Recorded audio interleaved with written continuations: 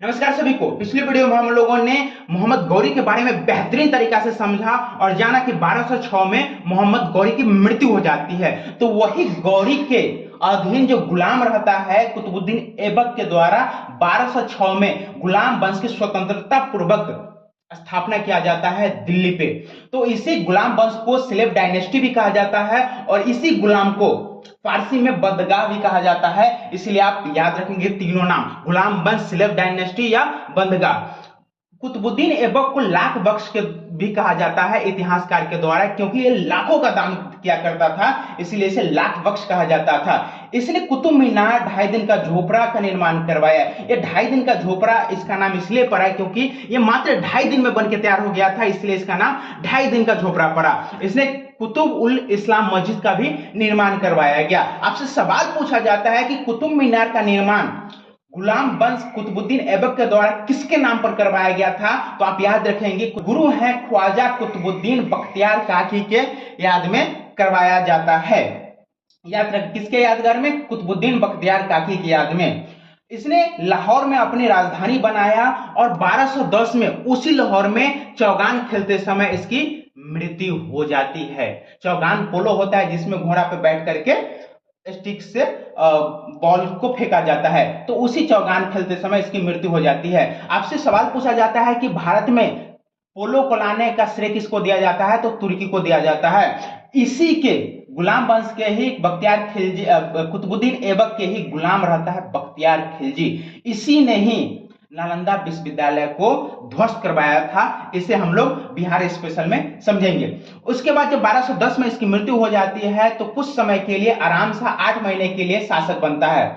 उसको हटा करके 1211 में इल्तुतमिश गुलाम वंश का शासक बनता है और इसने इक्ता प्रथा की शुरुआत करवाया था। इल्तुतमिश जो है ये इल्वरी तुर्क था। आपसे सवाल पूछा जाएगा कि इल्तुतमिश किस वंश का था? तो इल्वरी वंश का था। कौन से वंश? इल्वरी वंश का था। कौन? इल्तुतमिश, जिसने 1211 में गुलाम वंश का शासक बना। इसने इक्ता प्रथा की शुरुआत करवाया। इक्ता प्रथा में इक्ता मतलब होता है क्षेत्र, जिसमें जमीन के छोटे छोटे टुकड़े को बांट करके उस पे अधिकारी नियुक्त कर दिया जाता था और उससे जो भी टैक्स होता था वो राजा को देना पड़ता था। इसी को इक्ता प्रथा कहा जाता था। इल्तुतमिश के द्वारा सबसे पहली बार अरबी सिक्का चलाया जाता है, जिसे चांदी के सिक्का को टांका और तांबा के सिक्का को जीतल कहा जाता है। याद रखा जाएगा। इल्तुतमिश के द्वारा तुर्गान ए चिलगाही, जिसे 40 कहा जाता था, इसमें 40 बेहतरीन माइंड वाले लोग यानी बुद्धिमान लोगों का सदस्य होता था, जिसे तुर्गान ए चिलगाही कहा जाता था। और ये जो निर्णय लिया जाता था शासक के द्वारा, उसमें ये इनकी सलाह बहुत ही महत्वपूर्ण होती थी। इसीलिए तुर्गान ए चिलगाही की स्थापना किसके द्वारा किया गया? इल्तुतमिश के द्वारा। बगदाद के खलीफा से बगदाद के खलीफा के द्वारा प्रथम बार इल्तुतमिश को सुल्तान की उपाधि दिया गया। पिछले वीडियो में हम लोग गजनबी के बारे में पढ़े थे कि गजनबी पहला शासक है जिसने सुल्तान की उपाधि धारण किया था, लेकिन इल्तुतमिश पहला शासक है जिसने सुल्तान की उपाधि धारण किया है। किसके थ्रू? बगदाद के खलीफा के द्वारा। इसके विदेश नीति को समझे तो ख्वारिज्म का एक शासक था जलालुद्दीन। जब जलालुद्दीन पे चंगेज खां का आक्रमण होता है तो जलालुद्दीन चंगेज खां से बचने के लिए ये इल्तुतमिश से शरण मांगता है, लेकिन इल्तुतमिश ने मना कर देता है, क्योंकि इल्तुतमिश को पता था कि अगर मैंने जलालुद्दीन को शरण दिया तो इसका असर मुझे चंगेज खां का भी पड़ना पड़ेगा, चंगेज खां मुझ पर हमला करेगा। इसलिए इसने जलालुद्दीन को शरण नहीं देता है और इस कारण से चंगेज खां का आक्रमण से इल्तुतमिश यानी दिल्ली बच जाता है। इल्तुतमिश की मृत्यु 1236 में हो जाती है और इसी इल्तुतमिश का बेटा रहता है रुकमुद्दीन, जो कि आगे चल के शासक बनता है। लेकिन रुकमुद्दीन जो है वो अयोग्य शासक है। एक योग्य शासक वही होता है जो अच्छा घुड़सवारी जानता हो, जो अच्छा लीडरशिप रखता हो, जो कि अच्छा शासन व्यवस्था चलाने में संपूर्ण होता है वो। लेकिन एक भी गुण इसमें नहीं था। किसमें? रुकमुद्दीन में। और इसकी बेटी राजिया सुल्तान था, इसीलिए इल्तुतमिश लिख के जाता है कि मेरे बाद मेरी पुत्री राजिया सुल्तान गुलाम वंश की शासिका बनेगी। लेकिन चूंकि तुर्गान ए चिलगाही में 40 जो सदस्य होते हैं वो 40 को 40 पुरुष होते हैं, तो उनको लगता है कि मेरे ऊपर कोई महिला शासक करेगी, ये थोड़ा सा ईगो वाली बात हो जाती है, ईगो हर्ट वाली बात हो जाती है। इसीलिए तुर्गान ए चिलगाही यानी 40 सदस्य जो तुर्गानों की होती है वो राजिया सुल्तान को नहीं बना करके राजिया सुल्तान के भाई रुकमुद्दीन को गुलाम वंश का शासक बनाता है। लेकिन रुकमुद्दीन एक अयोग्य शासक होता है। राजिया सुल्तान इसीलिए आगे चल के कुतुबुद्दीन इस्लाम एक मस्जिद होता है, वहां पे अगर किसी को समस्या होता है तो लाल कपड़ा पहन के अगर खड़ा हो जाता है तो शासक द्वारा उसे पूछा जाता है उसे समस्या क्या होती है। तो यही होता है, राजिया सुल्तान एक दिन कुतुबुद्दीन इस्लाम मस्जिद के बाहर लाल कपड़े में खड़ा हो जाती है और जब लोग मस्जिद से निकलते हैं नमाज पढ़ के तो देखते हैं कि ये राजिया सुल्तान है और क्यों खड़ी है।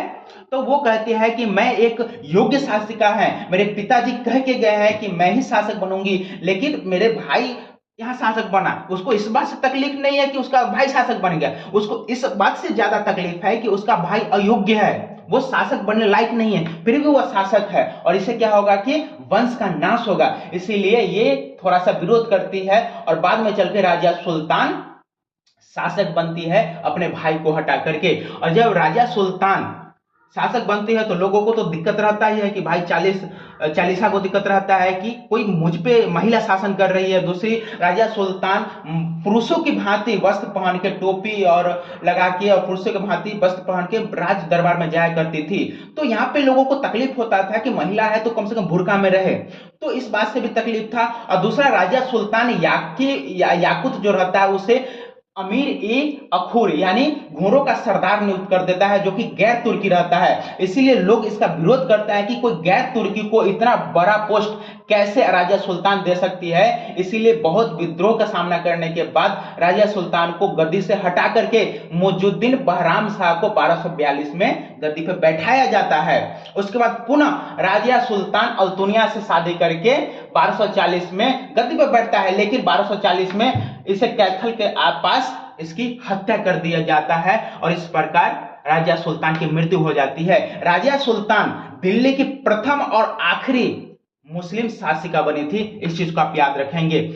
जब मृत्यु हो जाती है राजिया सुल्तान को तो उसके बाद अलाउद्दीन मसूद यहाँ के शासक बनता है और अलाउद्दीन मसूद को बलबन के षड्यंत्र के द्वारा नसरुद्दीन शाह हरा देता है और उसके बाद गुलाम वंश पर यानी दिल्ली सल्तनत पर 1246 में नसरुद्दीन शाह शासक बनता है। और ये नसरुद्दीन शाह है, ये एकमात्र शासक है जो कि अपना जीवन यापन टोपी सिल करके उससे जो पैसा आता था उससे अपना जीवन चलाता था। वही नसरुद्दीन शाह आज शासक भी बन गया है। तो कहते हैं ना, किस्मत किसको कहां ले जाएगी ये कोई नहीं जानता है।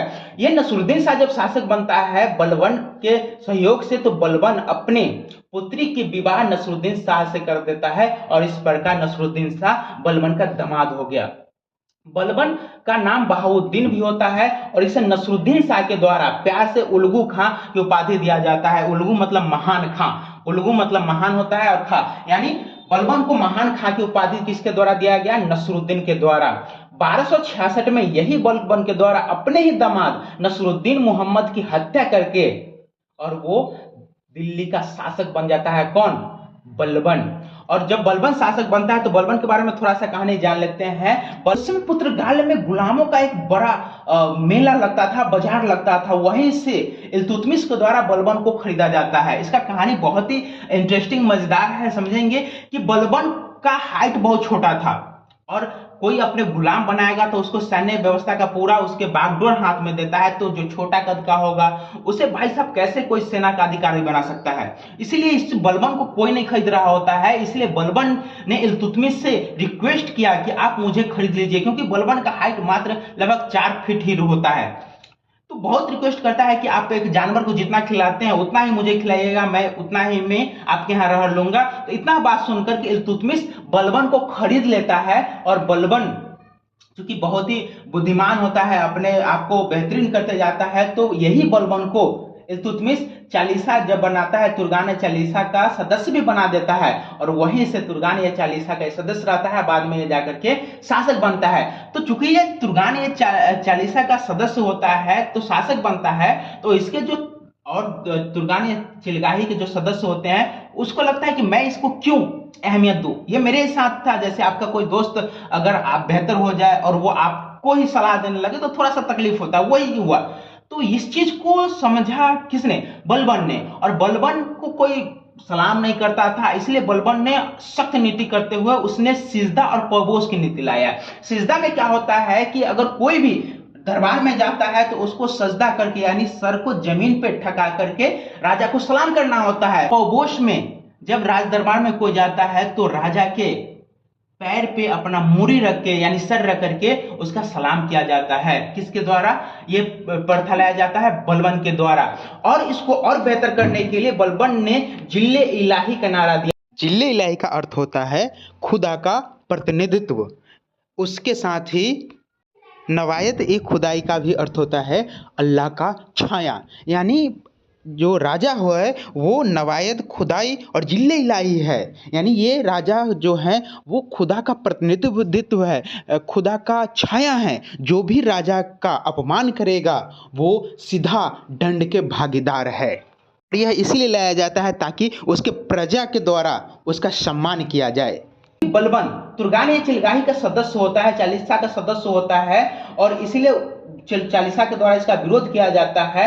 और चालीसा में बहुत कानाफूसी होता था, बहुत षड्यंत्र रचा जाता था, इसलिए बलबन के द्वारा चालीसा पद को समाप्त कर दिया जाता है।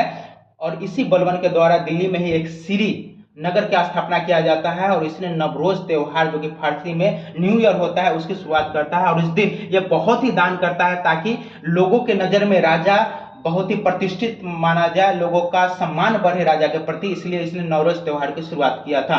इसने लौह और रक्त नीति यानी पूरी कठोर नीति अपनाया था अपने शासन को चलाने के लिए, क्योंकि लोग इसको बहुत तंग किए थे छोटा हाइट होने के कारण, इसलिए इसने लौह एवं रक्त का नीति भी अपनाया। अमीर खुसरो और अमीर हसन इसी के दरबार के विद्वान थे। और गुलाम वंश का आखिरी जो शासक होता है वो होता है सैमुद्दीन कैमूर्स। क्योंकि सैमुद्दीन कैमूर्स के पिता की मृत्यु हो जाती है मात्र इसके 3 साल के एज में। जब सैमुद्दीन कैमूर्स 3 साल का ही रहता है तो इसके पिता की मृत्यु हो जाती है। तो ये भाई 3 साल का आखिर बच्चा कैसे शासन चला सकता है, इसीलिए सैमुद्दीन कैमूर्स की हत्या जलालुद्दीन के द्वारा करके अगला वंश खिलजी वंश की शुरुआत किया जाता है।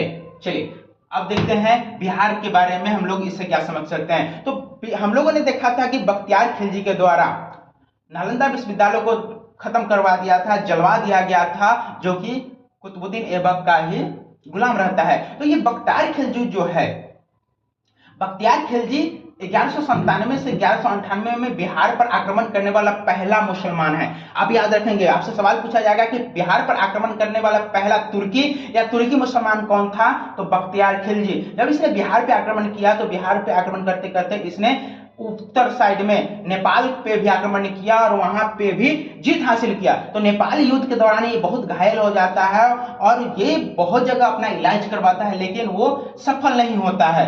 तो इसको लोगों ने कहता है कि नालंदा विश्वविद्यालय में बहुत अच्छे वैद्य रहते हैं, वहां जाकर आप इलाज करवाइए। तो यहाँ पे ये मरता क्या ना करता, नालंदा विश्वविद्यालय आता है और यहाँ पे राहुल और शीलभद्र नामक 2 वैद्य के द्वारा इसका इलाज किया जाता है और ये ठीक हो जाता है। जब ये ठीक हो जाता है तो इसको मन में ईर्ष्या आता है कि भाई इतने अच्छे विद्वान हमारे सदस्य का हिस्सा नहीं है, हमारी टीम का हिस्सा क्यों नहीं है। और इसी कारण ये यहाँ से बहुत सारे किताब, बहुत सारे ग्रंथ को निकलवाना शुरू करता है और इसी जलन की भावना से ये बख्तियार खिलजी नालंदा विश्वविद्यालय में आग लगवा देता है। और ऐसा कहा जाता है इतिहासकारों के द्वारा कि नालंदा विश्वविद्यालय में इतने किताब थे कि लगभग 6 महीना तक ये नालंदा विश्वविद्यालय जलता रहा और आगे चल के बख्तियार खिलजी की हत्या उसी के सेनापति अली मर्दान के द्वारा कर दिया जाता है। तबकाते नासरी एक किताब है मिनाज ए सिराज की, उसमें इस सारी चीज की चर्चा किया गया है। तबकाते नासरी किताब, नासरी याद रखेंगे ना से नसरुद्दीन, यहाँ है ना बलबन के दामाद जो है नसरुद्दीन, उसी की कहानी तबकाते नासरी में लिखा गया था उसी के समय में। तो इसी तबकाते नासरी में यह कहानी वर्णित है नालंदा विश्वविद्यालय के बारे में और इसमें ही पहली बार बिहार शब्द का प्रयोग किया गया है। उससे पहले विहार होता था, बिहार नहीं बिहार होता था, लेकिन पहली बार तबकाते नासरी में बिहार शब्द का प्रयोग किया गया है। उसके बाद ये बिहार अभी तक हम लोग इसका यूज कर रहे हैं। उम्मीद करता हूं कि ये छोटा सा हमारा प्रयास आपको समझाने का सफल हुआ होगा। आपको थोड़ी सी अच्छी लगी वीडियो तो चैनल को सब्सक्राइब कर लीजिए और लाइक करके हमें मोटिवेट करिए ऐसी वीडियोज के लिए। मिलते हैं अगली वीडियो में। Thank you so much.